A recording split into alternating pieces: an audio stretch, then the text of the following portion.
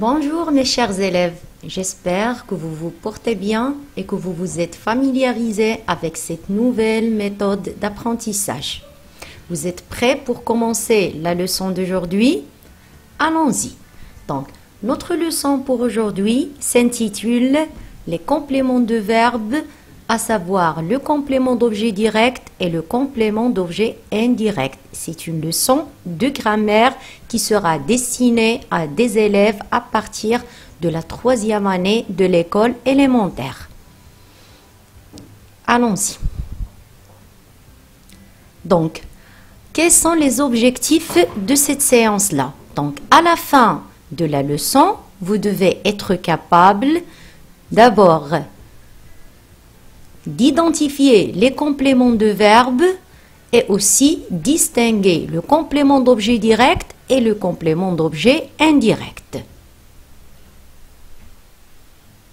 On va se demander, c'est quoi les compléments de verbes et comment les reconnaître dans une phrase?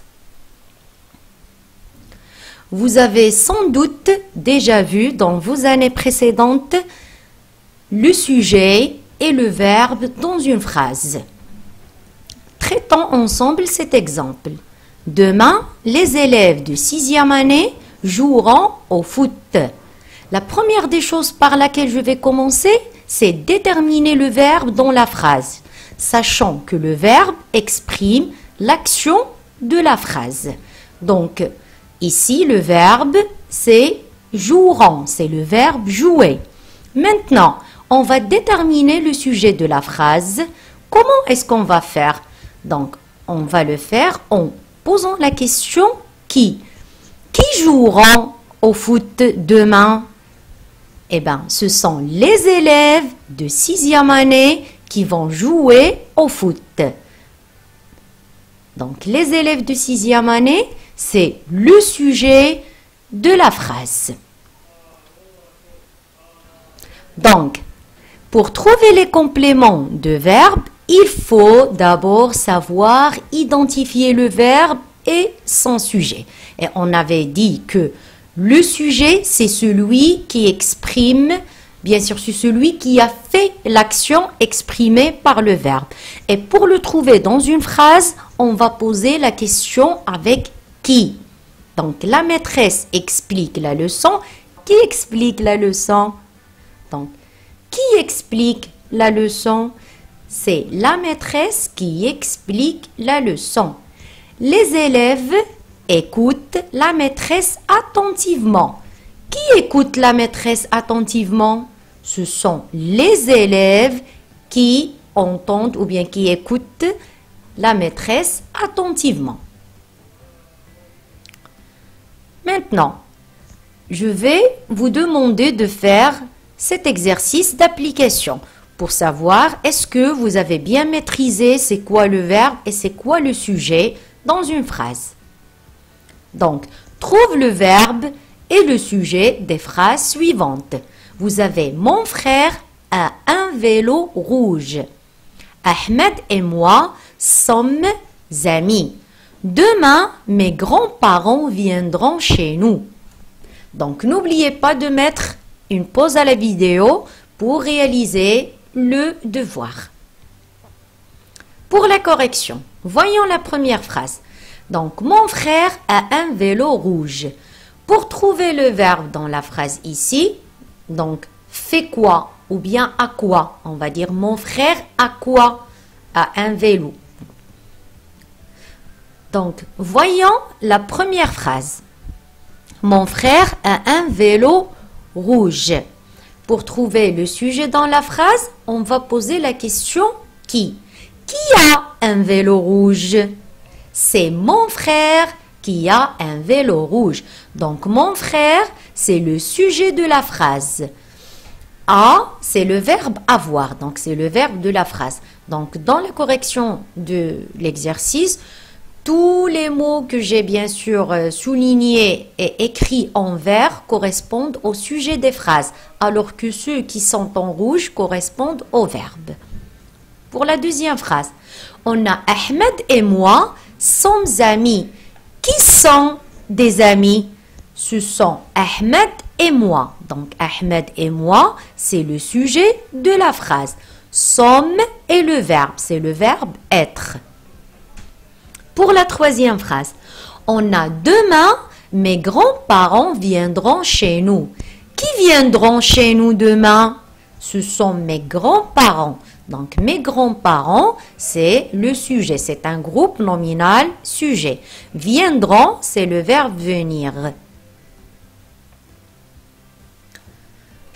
Maintenant, on va passer à un autre axe, à savoir l'identification des compléments du verbe. Donc, qu'est-ce qu'un complément du verbe?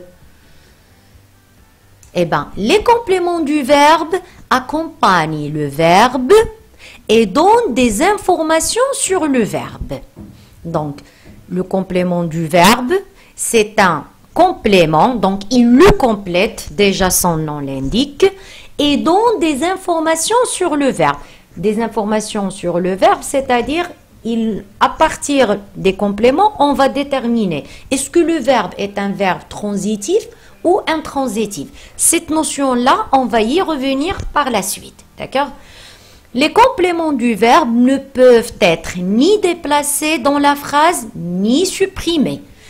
C'est pour cette raison qu'on les appelle aussi les compléments essentiels de la phrase ou bien du verbe. Pourquoi est-ce qu'on les appelle ainsi?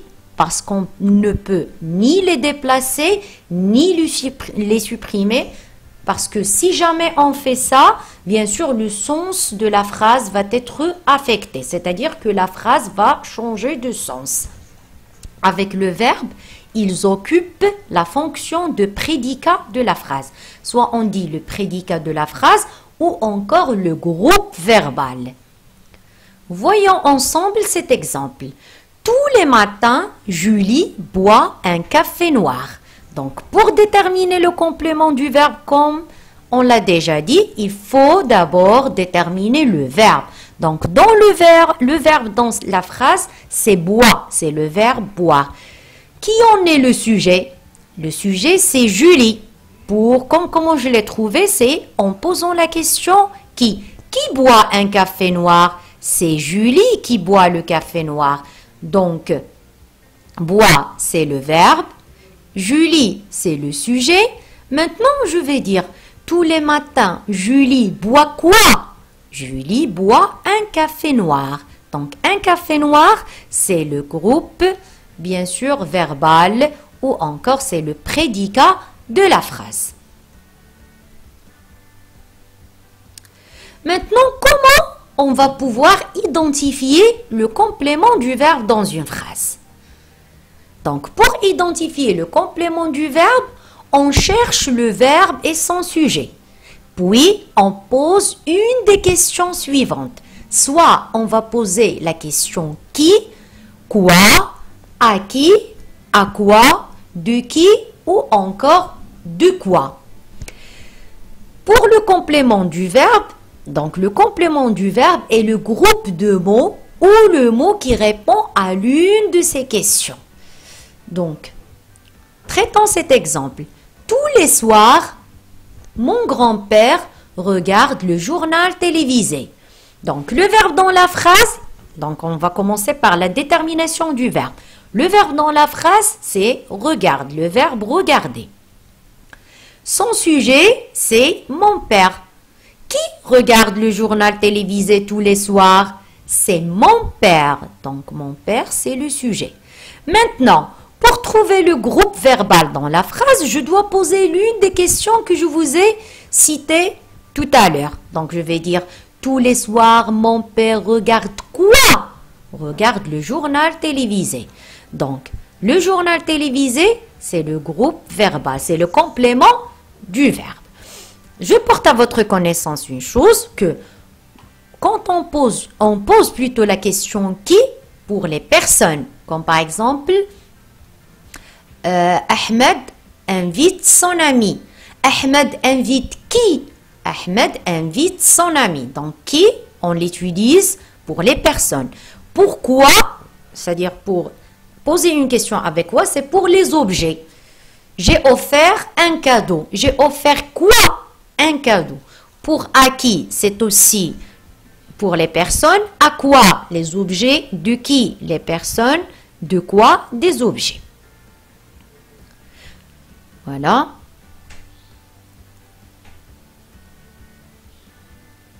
Donc, ici, je vous propose un autre exemple. On a toutes les semaines, les enfants écrivent à leurs parents. Donc, le verbe toujours, ici, on commence par déterminer le verbe, c'est écrivent, c'est le verbe écrire. Son sujet, c'est les enfants. Donc, toutes les semaines, qui écrivent à leurs parents? Qui écrivent à leurs parents? Ce sont les enfants. Donc, le sujet ici, c'est les enfants. C'est pas toutes les semaines. Donc, s'il vous plaît, toutes les semaines ici, c'est une autre fonction grammaticale. C'est un complément circonstanciel de temps. D'accord? Donc, à ne pas confondre. Parce que vous avez eu l'habitude de, à chaque fois que vous voyez le début de la phrase correspond toujours au sujet. Non, c'est pas juste. Donc, il faut se poser la question avec qui. Donc, on va dire maintenant, pour déterminer le complément du verbe, les enfants écrivent à qui? Donc, ici, je vais poser la question avec à qui, pas à quoi, parce qu'il s'agit de personnes. Donc, on va dire les enfants écrivent à qui? Les enfants écrivent à leurs parents. Donc, à leurs parents, c'est le groupe verbal ou encore c'est le complément du verbe. Voilà, donc à leurs parents est le complément du verbe. Donc, passons au deuxième exercice d'application. Donc, identifie les compléments du verbe dans les phrases suivantes. Ma mère a acheté des oranges pour le goûter. Nous pensons beaucoup à nos amis. Je leur écrirai demain. Nous aimons skier. Donc, ici, bien sûr, travaillez l'exercice à tête reposée en mettant la vidéo en pause.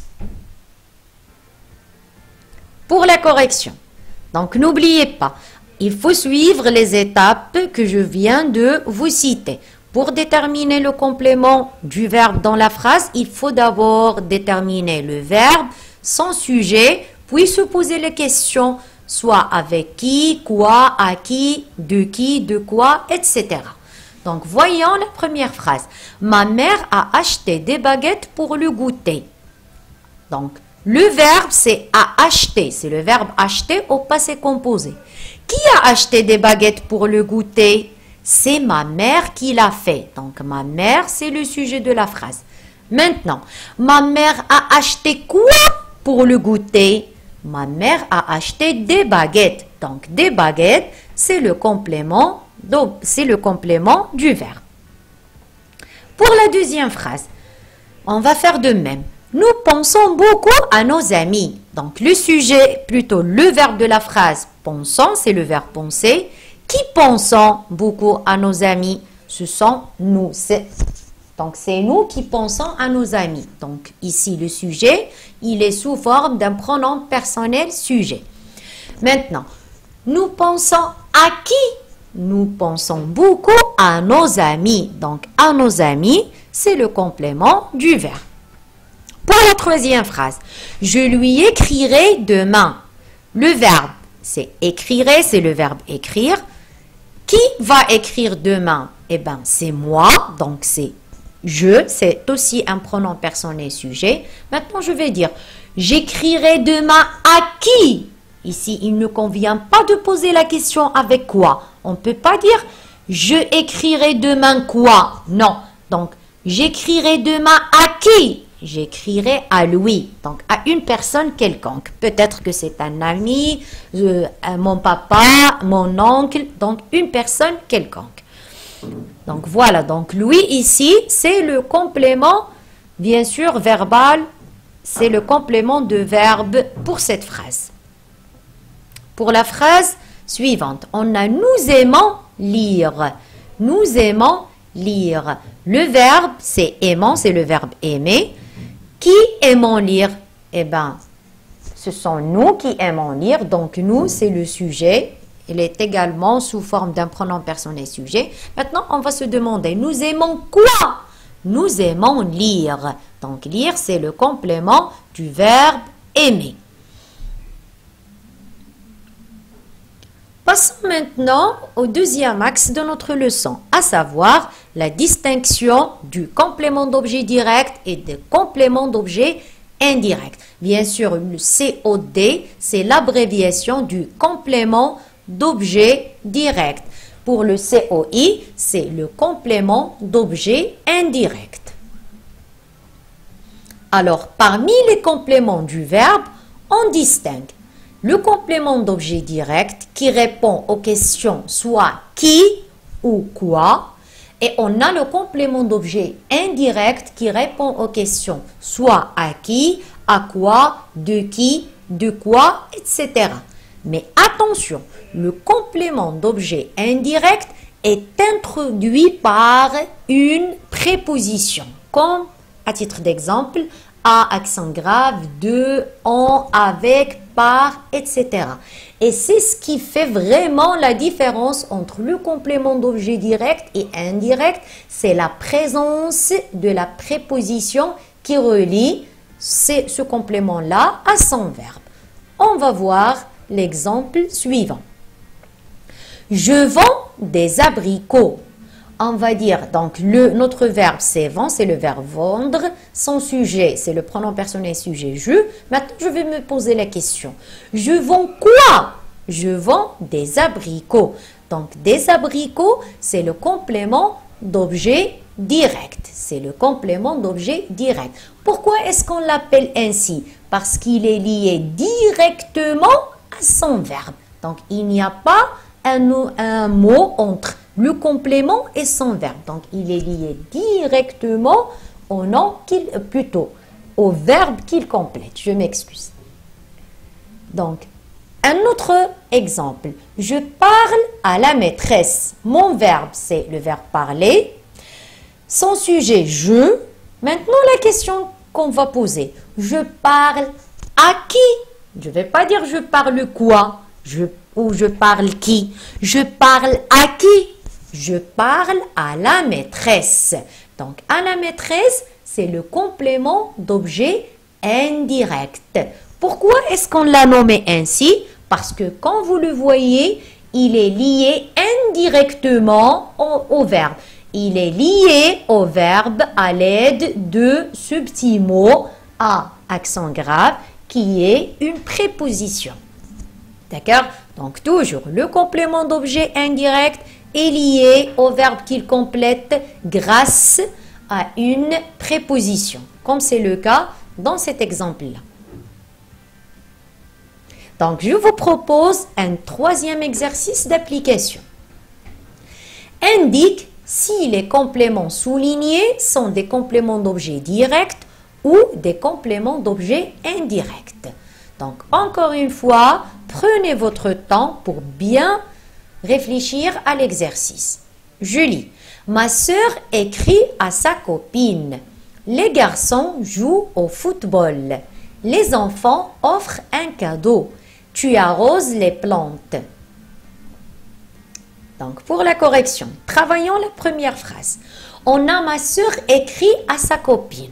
On va se poser la question en disant, ma sœur écrit à qui? À sa copine. Puisqu'on a dit à qui, donc on s'est posé la question avec à qui, évidemment, la réponse c'est qu'il s'agit d'un complément d'objet indirect. Ça d'une part. D'autre part, c'est un complément d'objet indirect parce qu'il est lié au verbe qu'il complète à l'aide de la préposition à. Pour la deuxième phrase, on a les garçons jouent au football. On va dire les garçons jouent à quoi? Les garçons jouent au football. Donc, au football, c'est aussi un complément d'objet indirect parce qu'il est relié au verbe qu'il complète à l'aide de l'article défini contracté au. Donc, on a à plus le, c'est football. Je m'excuse, on ne va pas dire les garçons jouent à le football. Les garçons jouent au football. Pour la troisième phrase, on a les enfants offrent un cadeau. On va dire les enfants offrent quoi? Les enfants offrent un cadeau. Donc, un cadeau, c'est le complément d'objet direct dans la phrase. Et comme vous le voyez, il est lié directement à son verbe. Il n'y a pas ici présence d'une préposition comme dans les exemples précédents. Pour la dernière phrase, on a « tu arroses les plantes ». On va se poser la question comme suit. Tu arroses quoi? Tu arroses les plantes. Donc, il est bien clair que c'est un complément d'objet direct. Donc, il n'y a pas de préposition ici entre le complément et son verbe. Maintenant, ici, je vous propose un schéma récapitulatif concernant la leçon. Donc, en résumé, les compléments de verbe, ce sont des compléments qui ne peuvent être ni déplacés ni supprimés. Parce que si on les déplace ou bien si on les supprime, le sens de la phrase va changer. D'accord? Donc ça, d'une part. D'autre part, pour les compléments de verbe, ils sont au nombre de 2. Je parle ici des compléments essentiels. Donc les compléments essentiels, à savoir le complément d'objet direct et le complément d'objet indirect. Pour le complément d'objet direct, c'est un complément de verbe. On le trouve en posant les questions soit qui pour les personnes ou quoi pour les objets, bien sûr, après avoir déterminé le sujet et le verbe de la phrase. Alors que pour le complément d'objet indirect, donc est un complément aussi de verbe, on le trouve en posant les questions soit à qui pour les personnes, soit à quoi pour les objets, de qui, de quoi. Bien sûr, ça dépend de la préposition qu'on a dans la phrase. Il est généralement, bien sûr, introduit par une préposition comme à, de, par, avec, etc. Ou par un article défini, contracté, comme ce qu'on a vu, bien sûr, préalablement dans les exemples traités lors de la leçon. Maintenant, ici, vous avez deux notions dont je n'ai pas encore parlé. À savoir que le complément d'objet direct peut être soit un nom, soit un groupe nominal, soit un pronom, soit un infinitif ou encore un groupe infinitif. Pour ceci, je vais revenir un peu en arrière pour vous parler de ça.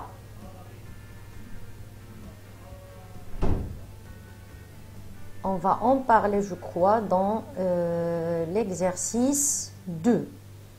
Je crois que c'était l'exercice 2. Oui, voyons ici. Donc, on a « Ma mère a acheté des baguettes ». Ma mère a acheté quoi? Des baguettes. Donc, des baguettes, c'est un complément d'objet direct.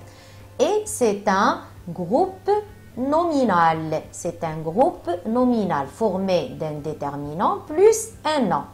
La même chose ici, c'est un groupe nominal prépositionnel, c'est-à-dire un groupe nominal qui est introduit par une préposition. Donc, nous pensons beaucoup à nos amis.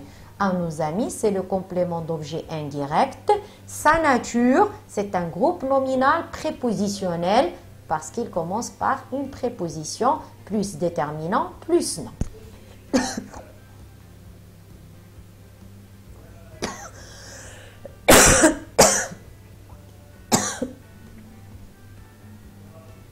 Pour la troisième phrase, on a « Je lui écrirai demain ». J'écrirai à qui demain? À Louis. Donc ici, comme vous le voyez, Louis, c'est le complément d'objet indirect dans la phrase. Sa nature grammaticale, c'est un pronom personnel complément. C'est un pronom personnel complément d'objet indirect.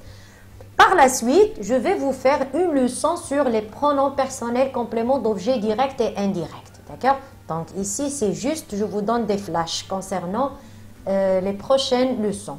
Pour le dernier exemple, on a nous aimons lire. Donc, nous aimons quoi? Nous aimons lire. Lire, c'est un complément d'objet direct. Mais sa nature grammaticale, comme vous le voyez, c'est un infinitif. C'est le verbe dire un infinitif. Donc, ici, le complément d'objet direct est sous forme d'un infinitif dans cette phrase.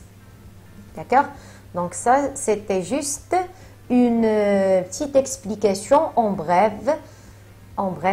concernant bien sûr ce dernier point-là. Donc, je reprends le schéma récapitulatif. Voilà. Donc, la même chose pour le complément d'objet indirect. Il peut être soit un nom, soit un groupe nominal, ou encore un pronom, un infinitif, ou bien un groupe, bien sûr, infinitif.